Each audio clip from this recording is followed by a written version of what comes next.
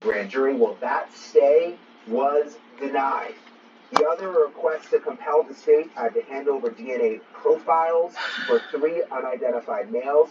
The other four motions were from the state. The judge heard arguments for a motion to set deadlines on pretrial issues to keep the ball rolling, another for issues on the timeline and Kohberger's right to a speedy trial, a motion connected to his alibi, and still another to protect the info of people involved with that genetic genealogy investigation. We're going to talk about that investigation at length here in a couple minutes. The judge is a man named John Stankovich.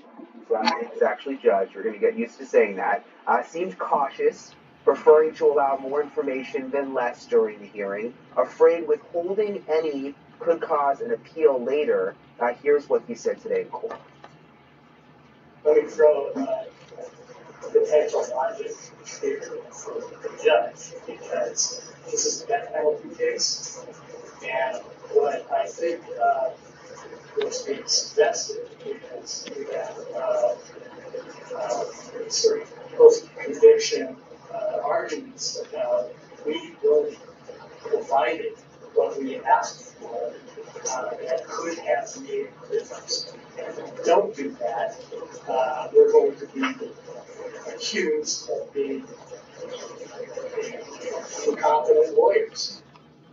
I mean, you heard him say it. It is a death penalty case. They don't want to make any mistakes. They don't want there to be an appeal. There is a lot to unpack here. It was a busy, busy day. Court went on for hours. I want to bring in News Nation national correspondent Alex Capriello. He was in the courtroom all day today. He's joining us live outside the Lake Tahoe County Courthouse. Alex, I know it was a busy day. First of all, I'm interested because it's such a small courtroom and you were right inside. What did you make of Bryan Kohberger today? What was his vibe in court?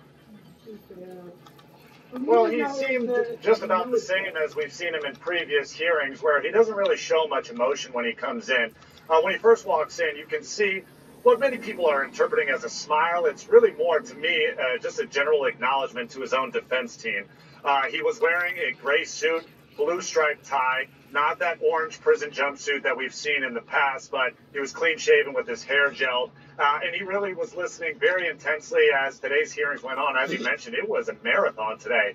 Several hours, I believe more than 5 hours, much longer than the judge was even anticipating. But Bryan Kohberger was listening through it all, taking good notes, mental notes perhaps, looking at his defense team, looking at the state as they were making their arguments, of course, listening to the four witnesses. But really, he didn't show much emotion today, but was very much invested.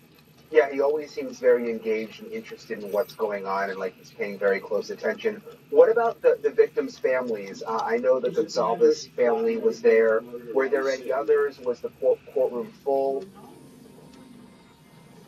Yes, more full than I've seen in past hearings. Of course, the earliest hearing, the indictment was completely different. That was a packed courthouse. But other, motion hearings that we've had over the past few weeks, it really hasn't been that full. Today was a little different. We saw it not completely at capacity, but very close to it. To your point, the Gonsalves family was there in attendance. They were sitting about 3 rows behind the prosecution next to their attorney. They also had several other people that were there as a support system that were just sort of uniting around the Gonsalves family. I would say that they also, of course, were paying very close attention, listening, because as Steve Gonsalves told Ashley Banfield last night, this is all about him seeking justice for his daughter and for the 3 other victims. I noticed that Mr. Gonsalves was wearing that bracelet that we've seen him in the past, the one with all 4 victims, Idaho Strong, written around it. And of course, they were being sort of supportive of each other inside those courtroom benches, putting their arms around each other,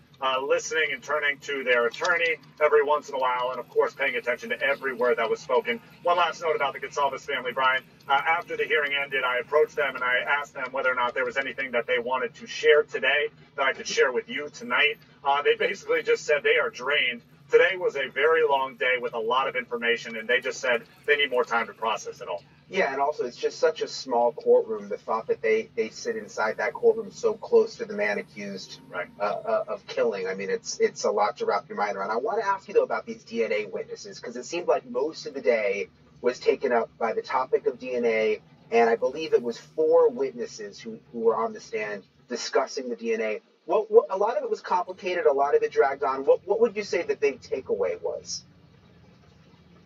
Yeah, a lot of it was very industry-oriented, a lot of jargon when it comes to DNA investigative techniques. But the overall big picture that I took away was the fact that this type of investigative process is very long, lengthy, and difficult. And I really think that's the point that the defense was trying to make by calling these witnesses up. Because it takes a long time to actually match a DNA profile to an unknown individual. One of the witnesses said it took 14 months for her to actually do so in a different case that she was actually examining. So the point being, the defense says, with it taking so long, with so many hands that are involved in it that are trying to make sure that they come to the right conclusion, there's got to be more documentation. There's got to be more filings out there that we do not have right now. Now, to the prosecution's point, they said, listen, we've given you everything that we have. I'm not sure what else you want, because at this point it just seems like speculation that you believe that there's other things that are out there that you don't have. But really, at this point, the judge is going to listen to both of those arguments again. He's going to review the record that was all on the record today, and he'll likely issue a written decision about that later on. And speaking of the judge, I was following your tweets. What went down with the judge and the cameras? I know that there was an issue last time. The judge didn't want the camera zoomed in on Bryan Kohberger. How did that play out today?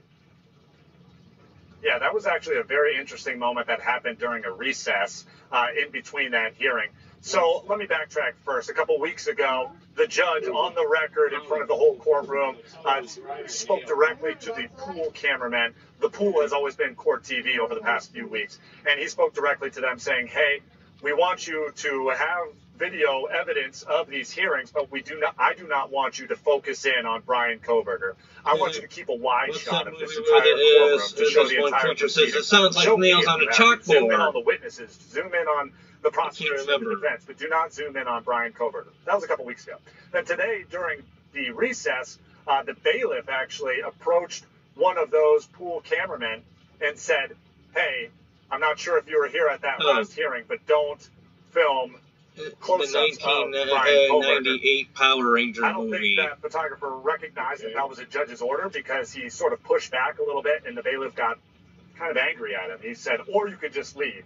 Yeah. And so it was a bit tense there in that moment, because this is actually a direction from the judge, but the photographer seemed like he just didn't know it. It all smoothed out after that. It seems as if there were wide shots, at least I believe that there was wide shots from that moment on. But early on in this hearing, it's very clear that the judge and the court saw that that cameraman was actually zooming in on Bryan Kohberger, which is something the judge does not want. Yeah, they're going to have to be careful, because we don't want them to throw the cameras out of there, or we're going to have a big problem. And we know they don't love cameras, so we'll see how that plays out. Alex, great job in there today. I know there was a lot of moving pieces. We'll talk to you soon.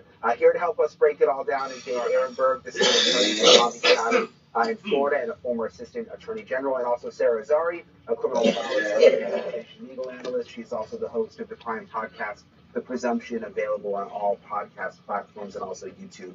David and Sarah, thank you so much for being with us. Sarah, I want to ask you first, because this seemed to be like what everybody was talking about on Twitter today and on social media. They were very confused why Kohberger was in the suit and he was not in the orange jumpsuit. And that seemed to bother some people, Sarah. There was no jury there. Why did he get to wear the suit?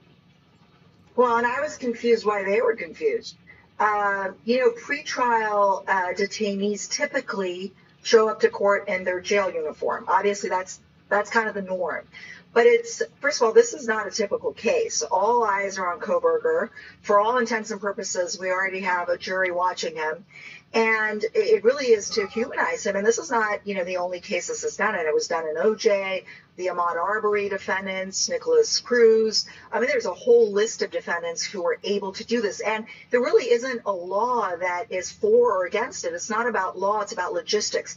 You ask the judge for an order to the jail facility, and then they accommodate the street clothing for the defendant. But it really is... it goes to his presumption of innocence. He has not been convicted, although we've convicted him in the court of public opinion. And he absolutely can wear street clothing. So I was confused why they were confused. I guess it makes sense, Dave. I mean, it does bother some people, though. Here he is accused of these murders, and he's in the suit and he doesn't have handcuffs on. And again, I get when there's a jury there, because when they're sitting there, you don't want them to view him as bad guy, innocent until proven guilty. But were you surprised he got to wear the suit, Dave? No, and if he wants to wear the suit, get you let back. him wear the suit. And remember, even though there's no jury, there's a jury pool out there that hasn't been decided yet, and those members of the jury pool may be watching, and so they're playing the long game. They're going to try to show what a decent-looking guy. Yeah, right, motherfucker. You ain't getting in nobody. that suit, I thought he bore a striking resemblance to Ted Bundy. Not a guy you want to be compared to. Yeah, a lot of people were zeroing in on him today. I think you got me a little bit. Sort of creepy. I think that's what the judge is concerned about, where they don't want the really tight shots. Good job, I want boy. to ask you, Dave, about this genetic genealogy. That was a big topic today. The defense claiming that it's unfair. The way it was handled was unfair. That's ultimately what led police to Bryan Kohberger. What do you make of it? Do you think that could really be an issue, Dave? Do you think it's going to be an issue for prosecutors? Brian, the reason why the police were able to make an arrest was because they got his DNA from the sheath that they then tested at the garbage of his father in Pennsylvania. Now, in between was the genealogical DNA. And so the theory, I think, for the defense is, hey, you would not have been able to get to that arrest if you didn't have the lead that tip that genealogical database gave you. But, okay, so if this type of stuff is used all the time. Are you trying to say, defense lawyers, that it should be suppressed because why? Because maybe Kohberger's relative did not want police to access the database because you have to check a box. Even if that were the case, and we don't know who this relative is, we don't know what privacy settings the relative put on his 23andMe or whatever database he used, but even if that were the case, does Kohberger have a right to object to his third cousin's DNA? Does he have a right to get that suppressed? That's not his DNA. Go, big boy, That's his go, third big cousin's boy, DNA. go. I don't think he has a right under the Fourth Go, Amendment to ask for a suppression on the exclusionary rule. So in my mind, it doesn't matter. In the end, they have the swab of his cheek, which shows he was a match. So that's why I say he's guilty, and the DNA stuff from the genealogical database shouldn't matter that much. But Sarah, if they decide that there is something shady with this genetic genealogy and the practices behind it, could they throw all the DNA out? Could they throw everything out because it all began with this genetic genealogy? Well, yeah, because without the SNP profile, which is part of the IgG work, which then goes into the FBI's work and the family tree, there would be no SDR analysis. And so the two are very, very much interconnected, even though the prosecution, like Dave, is trying to divorce the two. In fact, even saying IgG is not even science, but DNA is. And so in this case, they're very much related. And I think the defense has done a really good job, including today, putting on these various DNA and IgG witnesses on the stand to really show the process, the complexity of all of this. It's, I think the prosecution wants us to just accept that DNA is this ironclad science with no flaws and absolutely reliable. And the defense is coming in, like they did with their experts, showing that no, it's actually complex and complicated. And with respect to IgG, there is a protocol that has to be followed, and that was really laid out by one of these experts that brought the PowerPoint today. That the FBI has to, the DOJ has policies in place that have to be followed, and she cites different instances where it was not followed and therefore not reliable. And so the defense, if we're calling this, Dave, part of an investigation, some investigative tool or tip or whatever, well, that really is what the defense has to do to dismantle the prosecution's case. We get to see the reliability and test it, the accuracy of any investigation used to charge our they're not trying to throw all of it out at this point. They're just demanding to see more of what went on with the test. Is that right? Right, absolutely. So they're going to, if the judge, we don't have a ruling on this today, right? But we will soon. So if the judge grants the motion to compel and the IgG materials are turned over, the defense then can use these experts that they have on deck to see what issues there might be with it. And if there are any, then sure, they can move to quash the arrest and search warrant. They can even move to quash the indictment. They can move to suppress the DNA because, again, even though the prosecution is saying we're not using IgG, so that's not evidence that to be suppressed, because they're connecting the SNP with the SDR, they're making an argument that then the SDR needs to be suppressed because the SDR is coming in. And just really quick, I'm almost out of time, but Dave, I'm very curious just to hear what you think about this. They're now saying October 2nd is still going to stand for the trial date. The judge seemed pretty serious about it, saying that's the timeline he's working on right now. That's like 6 weeks away. I mean, should we all start preparing like this thing may actually go? Yeah. Brian's trying to pack. I mean, yeah, I'm thinking, oh my gosh, I'm moving to Idaho for 2 months, you know? But I'm just personally curious. And it gets cold up there in October, Brian, Yeah. so wear heavy clothes. I do think it looks like it's going to go, unless there's some new evidence or some discovery disputes that won't be solved by then. Yeah, that could extend it a little bit, but in the end, it's going to go faster than we think. And one final takeaway, if you show the picture of him in court today, you notice that he seemed to trim his eyebrows. I guess that's what happens when you have an eyewitness that said the killer had the bushy eyebrows. Well, lo and behold, What are you looks doing, like someone Bubba had a little boy? trim. Yeah, I did notice We showed him in court. Interesting. But how bushy is bushy when your course she face is. is covered with a mask? I think any eyebrow is going See, to look there's a bushy. good defense lawyer right there. There we go. All right, Dave Ehrenberg, Sarah Azari, thank you both for coming on tonight. Really appreciate you guys. Be sure to check out Sarah's podcast, The Presumption. Again, it's available on all platforms. Okay, still to come tonight, the former wife of a Microsoft executive has now been charged in his murder. Prosecutors say she conspired with her current husband to ambush and to kill her ex. It's such an awful, awful story. And after the break, we're going to share a new message from her parents. They released a statement. It's got a lot of people not happy. Also, we're going to speak live with the victim's widow. That's coming up next.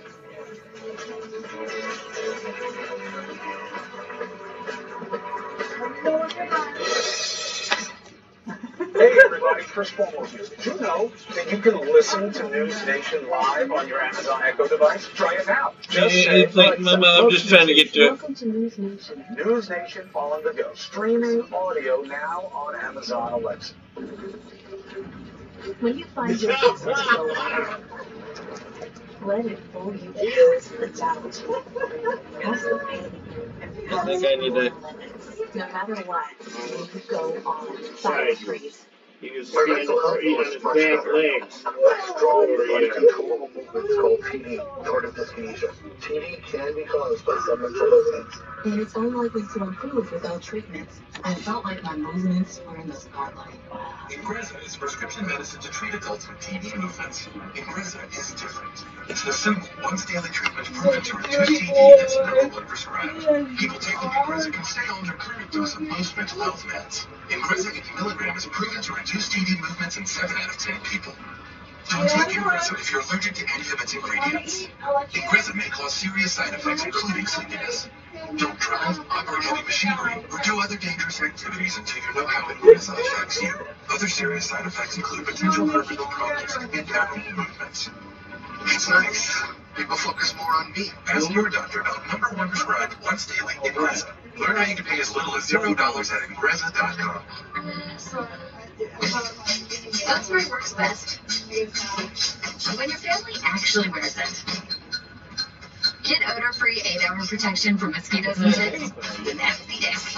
Devo on body. It's okay. People love it. Bugs hate it. Moving forward with no positive breast cancer is overwhelming, but I never just found my way. I made it and did all I could to prevent recurrence. Verzenio reduces the risk of recurrence of HR-positive, HER2-negative, node-positive early breast cancer with a high chance of returning, as determined by your doctor when added to hormone therapy. Hormone therapy works outside the cell, while Verzenio works inside to help stop the growth of cancer cells. Diarrhea is common, may be severe, or cause dehydration or infection. At the first sign, call your doctor, start an antidiarrheal, and drink fluids. Before taking Verzenio, tell your doctor about any fever, chills, or other signs of infection. Verzenio may cause low white blood cell counts, which may cause serious infection that can lead to death. Life-threatening lung inflammation can occur. Tell your doctor about any new or worsening trouble breathing, cough, or chest pain. Serious liver problems can happen. Symptoms include fatigue, appetite loss, stomach pain, and bleeding or bruising. Blood clots that can lead to death have occurred. Tell your doctor if you have pain or swelling in your arms or legs, shortness of breath, chest pain, and rapid breathing or heart rate, or if this is your plan to be. I'm making my own way forward. Ask your doctor about everyday Verzenio. Third, would you like to play golf? It's expensive. Well, golf. Wait.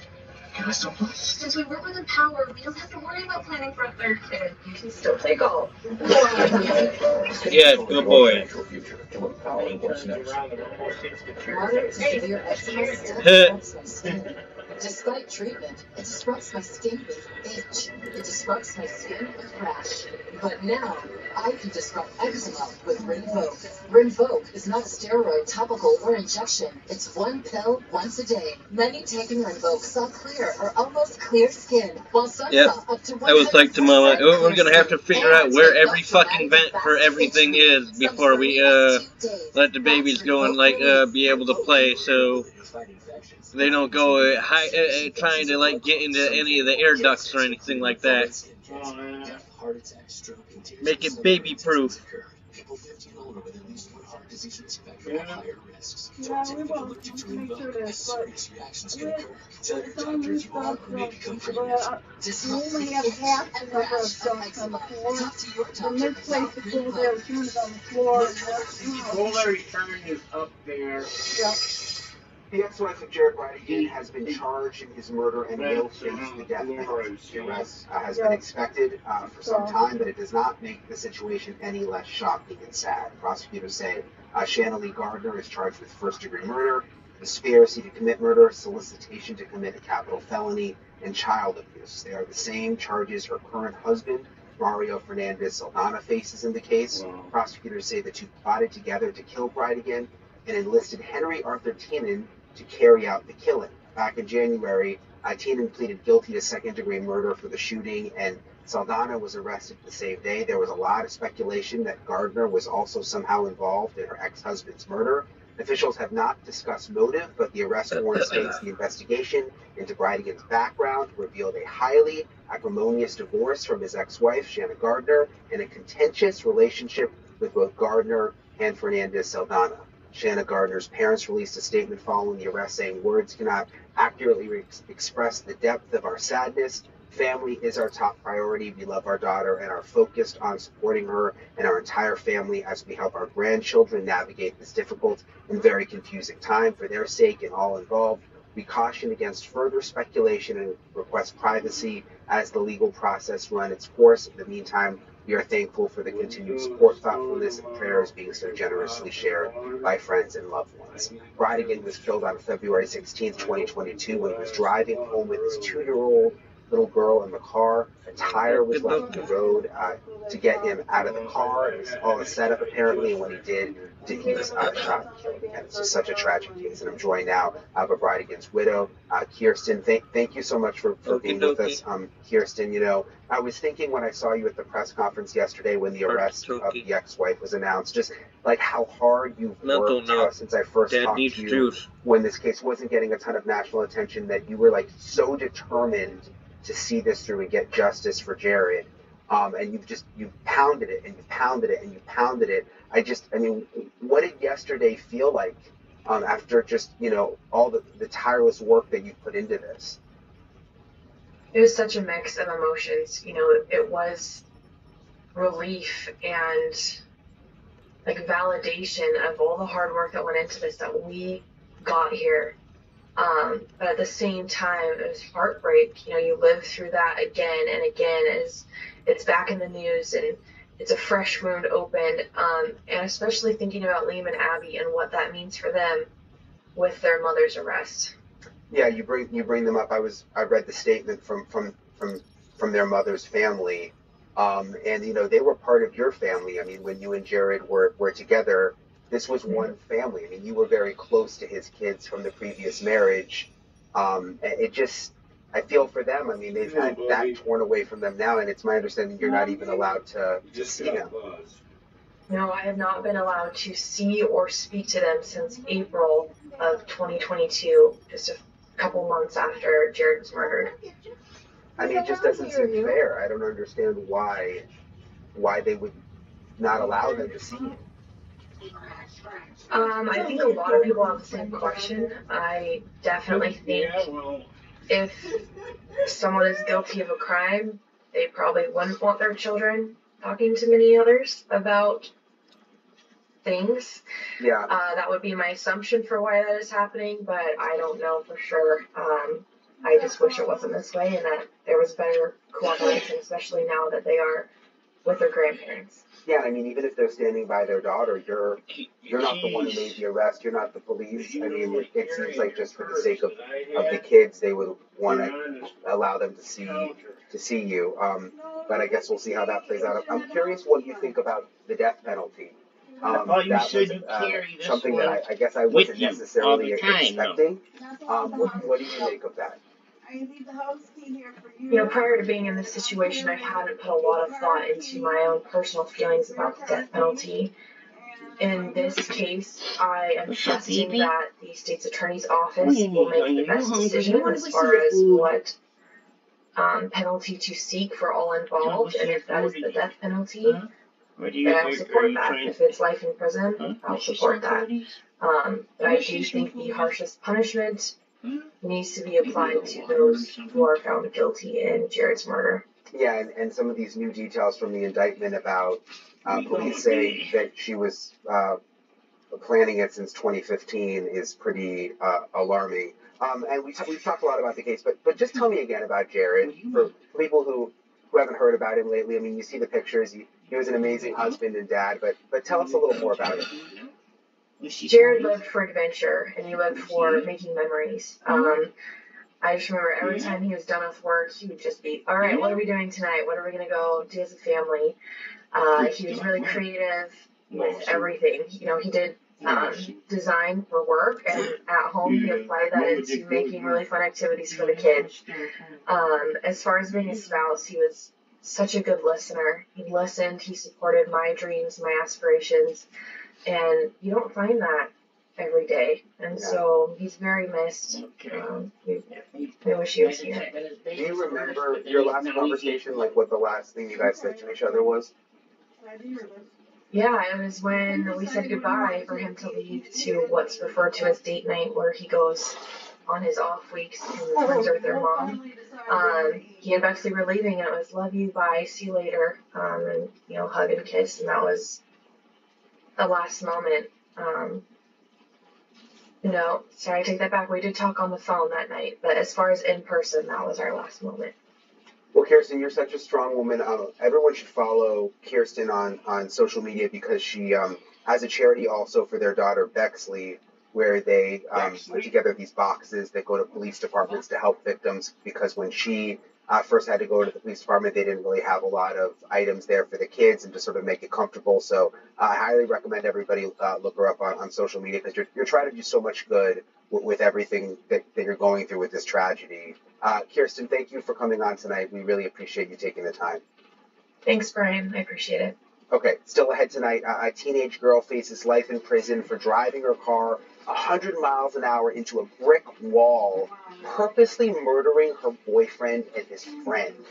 You've got that harrowing video of the crash. How did police actually know that it was foul play? Prosecutors on the case, they're going to join us next. They're going to walk us through the video, explain exactly how they got this conviction. That's coming up next.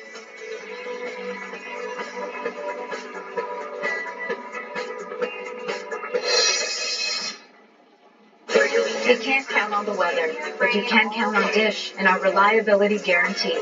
Should you ever lose signal, contact us and we'll credit back your account. Hey Dylan, what's your dad to go out and help you practice your sliding? The reliability guarantee from Dish. My name's Dan. I live here in San Antonio, Texas. My wife Magda and I have been married for 39 years. My fucking About 3 or 4 years pants, ago, man. I wasn't feeling as if I was as sharp as I used to be. I wanted to try something that was over the counter. I saw the Prevagen commercials. After a short amount of time taking I'm Prevagen, done. Come get me. I started noticing a difference. And I'm remembering this and remembering that. I stopped taking Prevagen and I found myself slacking back. So I jumped right back on it. I feel as if it's brought me back to the good old days. Prevagen, at stores everywhere without a prescription.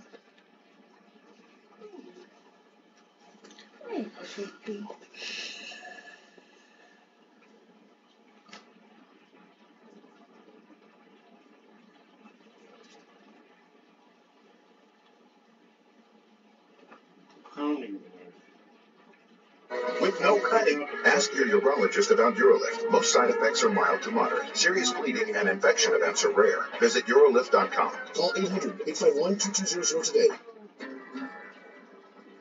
With thyroid eye disease, I hid from the camera. and I wanted to hide from the world. For years, I thought my TED was beyond help. But then, I asked my doctor about Tepezza. Tepezza is the only medicine that treats TED at the source, not just the symptoms. In a clinical study, more than 8 out of 10 patients taking Tepezza had less eye bulging. Tepezza is an infusion. Patients taking Tepezza may have infusion reactions. Tell your doctor right away if you experience high blood pressure, fast heartbeat, shortness of breath, or muscle pain. Before getting Tepezza, tell your doctor if you have diabetes, IBD, or are pregnant or planning to become pregnant. Tepezza may raise blood sugar even if you don't have diabetes, and may worsen IBD such as Crohn's disease or ulcerative colitis. Now, I'm ready to be seen again. Visit mytepezza.com to find a TED eye specialist and to see Bridget's before and after photos. Pain hits fast, so get relief fast. Only Tylenol Rapid Release Gels have laser-drilled holes. They release medicine fast for fast pain relief. And now, get relief without a pill with Tylenol Dissolve Packs. Relief without the water. If you think you just can't lose weight at your age, think again. Lose weight with Complete 55. Specifically designed for women ages 55 plus. Start seeing your results right away with meals and snacks delivered to your door, including hearty inspirations. Complete 55 takes into account the woman's unique metabolism, age, nutritional needs, and activity level. More energy, less weight around my middle, yeah. Go online or call right now to get today's special offer on Complete 55. DealDash.com. Online auctions since 2009. This PlayStation 5 sold for only 50 cents. This iPad Pro sold for less than $34. And this Nintendo Switch sold for less than $20. Go to DealDash.com and see how much you can save. I will never again lose to my brother at the sight of Visa, because I've switched to Consumer Cellular, and now I get the same coverage he's got for half the cost. I'm the one who wins. When freedom calls, we're here to answer. If you're over 50, imagine you could turn back the clock on your stiff, achy joints 10, even 20 years. Imagine you could do this without products that just temporarily hide the symptoms and may have side effects. Imagine no more. Introducing Instaflex Advanced. Get a complimentary sample just by texting DEEP to 231231. Instaflex Advanced is